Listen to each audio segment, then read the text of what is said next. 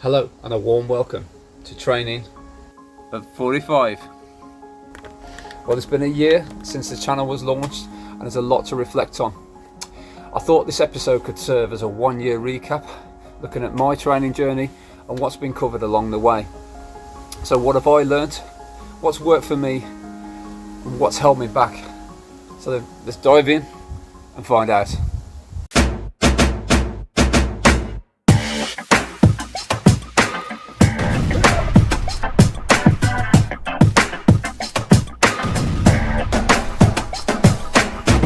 So I'm Mike, and the whole reason for setting up this channel was to blog my return to training at the age of 45. So what a year it's been, and the channel is still growing. But I'm thankful to my subscribers and their engagement and the great amount of views it's generated, and also for the other great content I found along the way to support my journey on YouTube and other resources. So interestingly, for this video I looked at the definition of training at 45 and the following came up.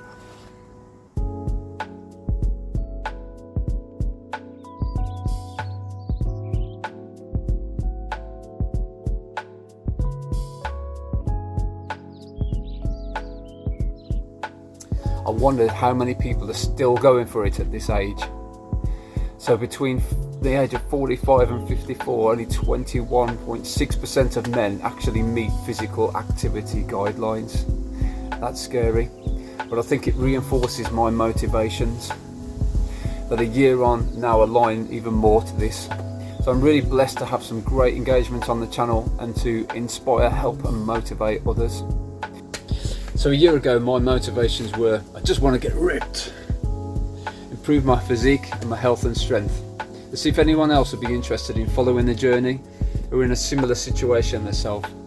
I dedicated to training 3 times a week, full body workouts, cleaning up my diet, and a year on I've stuck with this as much as possible. So prior to setting up the channel I'd been fairly sedentary for a number of years, studying around work for an honours degree in medical technology, and then a further 4 years for a master's degree, all part-time. So with family and a senior job in healthcare, I'd be lucky to get 5 hours sleep when assignments were due. So fitness really wasn't a top priority other than a bit of running. So my best friend, who's still in the military, signed me up for the Wolf Run. We trained and we ran the whole 10k through mud, tough obstacles and swimming sections. I did it, but I was shattered. So all that out of the way, I needed to take a look at myself. I wanted to clean up my diet, to train on a basic program I could follow and progress with. The fact is I had a good grounding in where I needed to start. So my younger days in the military exposed me to some tough regimes of fitness. The no quit attitude, to be physically and mentally prepared for frontline service. I tagged along with my buddies doing bro splits and always had somewhere we could train. So continuing my lifting after leaving, I found the Strong Lifts program. A simple formula for linear progression with full body training, and I saw rapid gains in just 3 months. So I continued pursuing strength training and conditioning, absorbing many influences like Wendler's 531, starting strength, Reg Park 5x5 and dinosaur training, and surprised myself when I entered an amateur strongman and came fourth, holding this title for a further year. Whilst not being the biggest guy out there, I had good endurance and excelled in these events.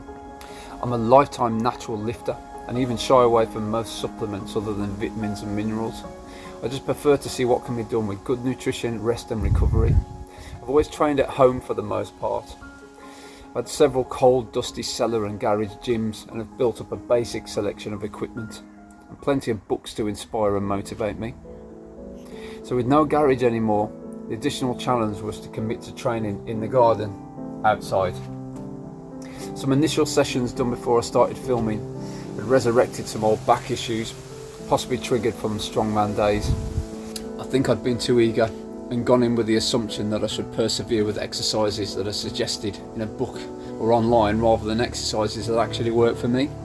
If there's one major learning point from the last year, it's to experiment with and find the best exercises that allow you to progress and limit potential for injury, especially if they are ways to keep the back, knees or shoulder in an uncompromised position and also enable the form to be consistent. So I thought it'd be best to start with a basic program that I could just work through in each section and gradually increase the numbers, which did show the most initially noticeable gains when I did this. So with the diet, I followed a sort of keto plan and cut out bread, beer and eliminated as much sugars as possible. I expected to lose strength, but instead was getting progressively stronger in the workouts.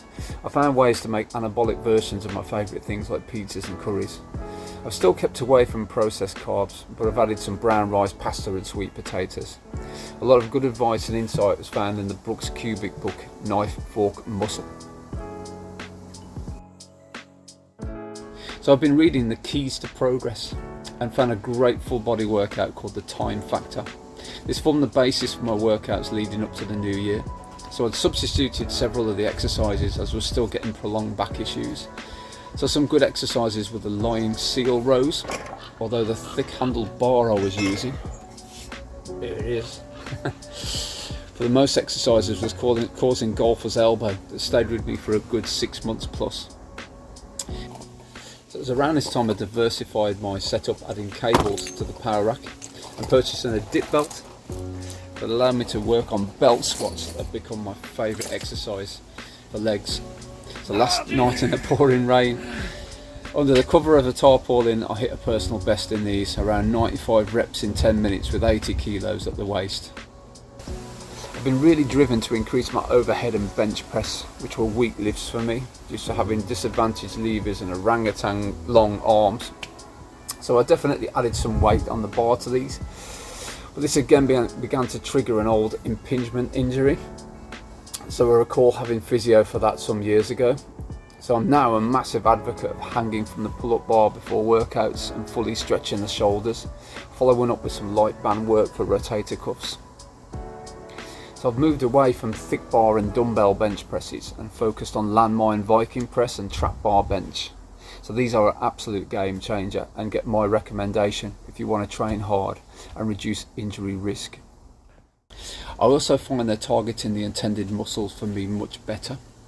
I also became interested in bronze era weightlifters, as their physiques were a more realistic goal to strive for and compare to. So in this research I discovered the light dumbbell system promoted by Eugene Sandow and his mentor Professor Attila. I found there's somewhat of a cult following of these workouts and even made some of my own spring grip dumbbells to get the right feel for these. I still now experiment with these workouts and I've looked at several sources to get clearer instructions of their performance. I've tried the tempo suggested by Pope and Sandow himself of 1 move a second, but I prefer to adopt a slower, more controlled tempo to make the lightweight feel challenging and fully tension the muscles. I do think they invigorate the whole body and they prime the nervous system to manage heavier weights. So moving on from the new year, brought a new program. So watching Giants live on TV around New Year was really motivating to relive those sessions doing Strongman from years ago. I recently went to see the Giants live in Birmingham and witnessed Iron Bibby set a new world record. The level that these athletes are is insane. I wanted to develop my strength and go down the 5x5 route. So a few workouts gave me a reality check that this couldn't be sustained. I wasn't a novice at this and could demolish myself in these sessions and just not have the recovery. So I adopted a heavy, medium and light routine. The weather was a combination of freezing cold, wind and rain, but this gave me a sense of purpose, being out there no matter what. Even if I had several layers on and had to scrape the ice off of things. So the heavy sessions I worked on a thick handled one arm dumbbell press, various deadlifts and axle bench. Around this time I developed the power rack leg presses, which were good, and experimented with what could be done on cables on the lighter sessions. So I still did a variation of the original program for the medium sessions, and I've been influenced by researching Vince Gironda. So I tried some of his exercises such as neck presses, drag curls and the 8x8 system. So they were interesting experiments to shock the system, but I realised they couldn't be followed for a long time without serious burnout. I also found great benefit with a one set to failure model and adding more exercise variety. So I now train a high volume style, but it works far better for me than this and it's more sustainable for the longer term. So it was critical for me to have a better environment to train in. I decided to upgrade the training area and refurbish my old equipment. and this was a real motivation towards better sessions. It's still holding up well now, and it's easy to keep organised. So I want to upgrade lighting next, as it's already dark now when I train in the evenings, and it will make it safer and more encouraging. So with the equipment I own, I came up with lots of innovations for exercise variety that's really kept me motivated. As exercises, I think, will always be on my A list now, and I encourage you to find your own A list and work every ounce out of them.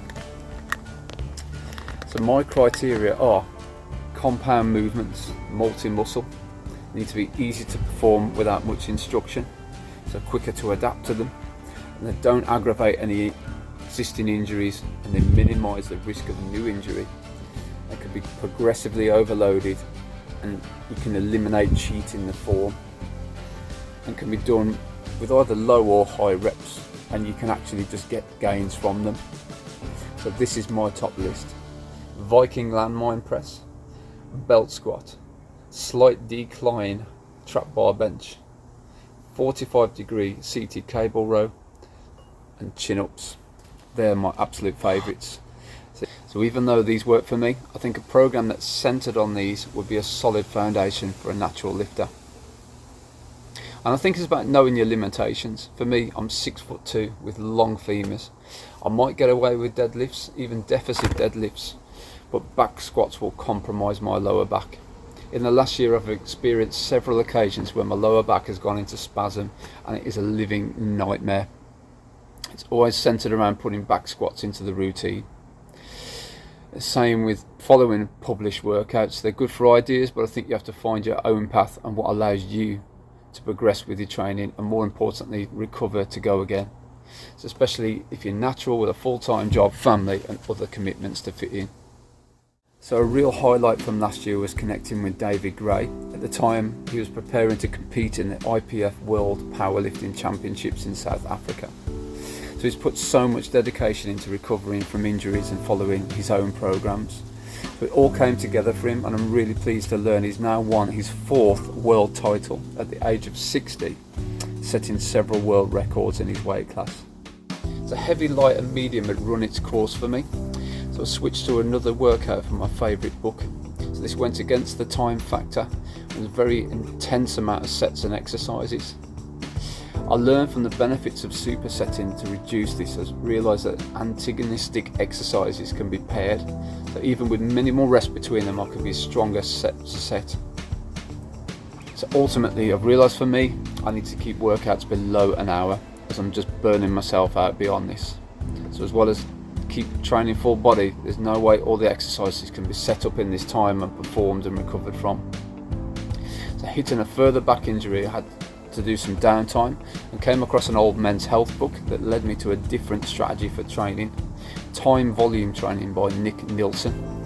So this is a kind of cluster training, so I've adopted this training style, and I'm really pleased with how it fits in. So the ability for me to progress on the exercises.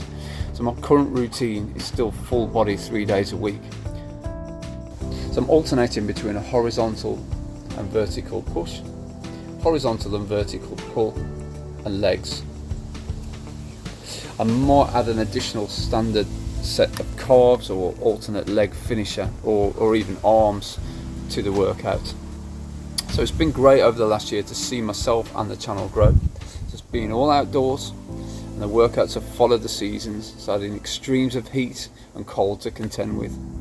So even though I'm a small channel, I really value the subscribers I have, and endeavour to respond to comments and maybe host a bit of a community of like-minded lifters.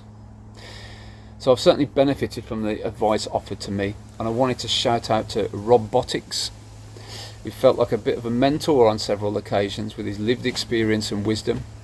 He's also a home lifter, and he goes very much into the old chest expanders, bands and bull workers and all sorts of good stuff.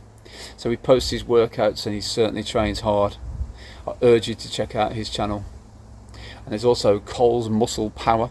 So Cole does some serious training in his backyard with heavy weights, and he trains on occasion with Andy Bolton. And in the last year he did a Strongman, so fair play to him. So I've done a lot of previous YouTube videos with my other interests, which is like music and songwriting, but I've struggled in the format with my earlier training videos, as I wanted to be a kind of a bit more creative and a bit comical, but I realised this is about training, and I want to show people the reality of a lifetime natural guy just training at home and battling through it.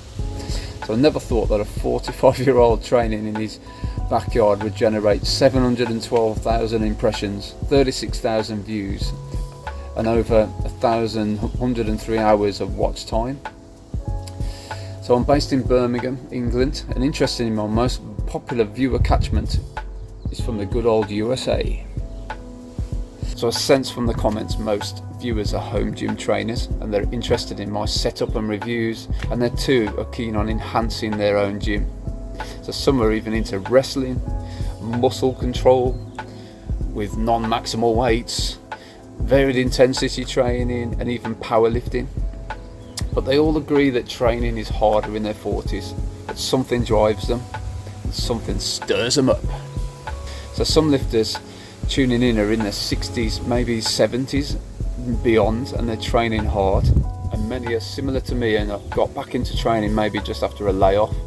They're conscious of the risks, the safety and durability of home gym equipment, and they also just want to stay injury free. And I sense they get genuine motivation from my sessions, which I think is great, and they're intrigued into the core of my motivation, which really is to just do a bit more than I could last time, enjoy working out and just increase my strength and physique. So the encouragement is great, and I feel they're rooting for me and celebrate my PRs and appreciate seeing content from guys their age. They like how I'll try new things and push to grind out those reps. Can I get that lift? So heavy dumbbell training seems to be favoured and attracts a bit of attention, and it's great viewers are observing the gains that I'm slowly making towards my motivation, so thanks. They're also interested in things I don't show on my videos, like diet, grip work or cardio routines. And actually there isn't any cardio routines, I just walk around and do a bit of kayaking. So Rudy's a great cameo from time to time, and he enjoys getting on camera when I'm warming up, and he thinks I'm just playing with him. I still can't resist the occasional joke or celebration to keep warmth in the videos. So other viewers have commented that they too avoid heavy back squats, and there seems to be a recurring link with them and lower back and knee problems with several other people now who are also sympathetic to my injuries, so thanks. They share my taste in books and have made some good reading suggestions that I've definitely researched. So what's in store for next year? Well, I'll soon be 46. I'll continue to give inspiration, motivation and dedication, and hopefully grow the channel and myself. So upgrades, I'd like to buy a vertical leg press machine, so I'm on the hunt for a used one if it comes up locally. So the power rack hack I've got is okay, but it's a bit limited because you start the reps in the bottom position. I reckon it'd be a good investment and a quicker setup. I hope to refurbish the power rack and my dumbbells and organise my equipment just a little bit better. So lifts wise, a few things on the bucket list. I want to try sumo squats and do some more ab work, which I know will help support my back. I want to do a bit more grip work and a bit more innovation with the landmine training, because that is real game changing. So being careful, I want to again just push the trap bar deadlifts, and I want to revisit Zercher squats, but this time instead of doing high reps with those, just try low reps and heavier weight. And I want to add some more tricep and hamstring specialisation, because I feel they're weak points that are holding me back in some of my lifts. So I'm going to squeeze in what I can from the time volume. I might move to a strength phase with this soon. As an experiment, I might look at doing some high reps or even tempo training to a clock. I was really inspired when I did the YMCA bench press test, and I'm intrigued to see if that carried over to other exercises doing it in that way. I think there's a lot more I could do with mixing weights with bands that alter resistance curves. So my diet's fairly good, but I'm sure there's room for improvement with that, but I'm going to be a bit easier on myself this holiday season. So thanks for sticking around and reflecting on this year with me. You know, it's never too late to get back into training or even make it a new activity. So if you want to subscribe, that would be great, because it costs you nothing and it just helps the channel grow a bit. So until next time, keep training. 45.